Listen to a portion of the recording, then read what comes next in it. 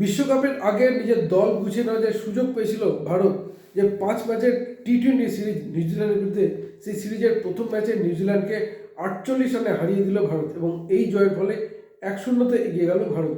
এবং এই ম্যাচে ভারত প্রথমে ব্যাট করতে নামে এবং নির্ধারিত 20 ওভারে 7 উইকেট হারিয়ে 238 রান করে।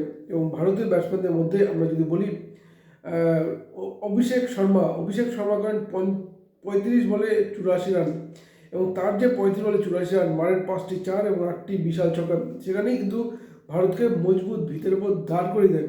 কারণ এছাড়া রিঙ্কু সিং শেষ দিকে 20 বলে 44 অত্যন্ত গুরুত্বপূর্ণ, এবং এই দুজনের জন্যই কিন্তু ভারত নির্ধারিত 20 ওভারে 7 উইকেট হারিয়ে 238 রান করতে সক্ষম হয়েছে।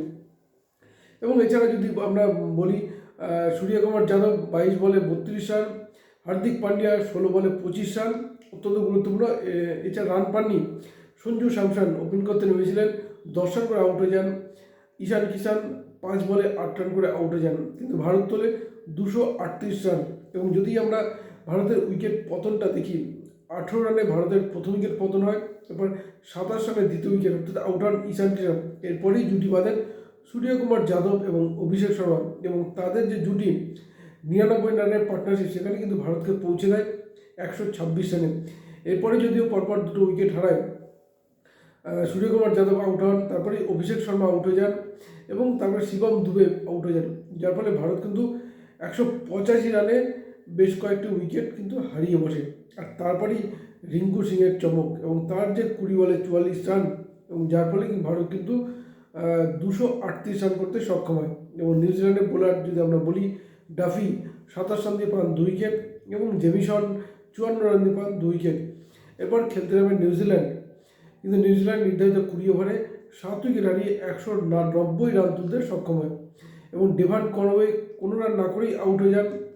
রবিনসন 22 রান করেন। শুধু নিউজিল্যান্ডের খেলাটা ধরেন ফিলিপস, এবং তিনি বলেন 24 বলে 78 রান করেন, মারেন 4টি 4 এবং 6টি বিশাল ছক্কা। চ্যাম্পিয়ন করেন 39 রান 24 বল খেলে। এবং ড্যানিয়েল মিচেল, যিনি ওয়ানডে সিরিজে দুর্দান্ত পারফর্ম করে নিউজিল্যান্ডকে জিতেছিলেন, এবং তিনি কিন্তু 18 বলে 28 রান করে আউট হয়ে যান। এবং ভারতীয় বোলাররা অত্যন্ত সজাগ ছিল। আর্শদীপ সিং 31 রান দিয়ে পান 9 উইকেট, শিবম দুবে 28 রান দিয়ে 2টো, এবং বরুণ চক্রবর্তী 37 রান দিয়ে 2টো।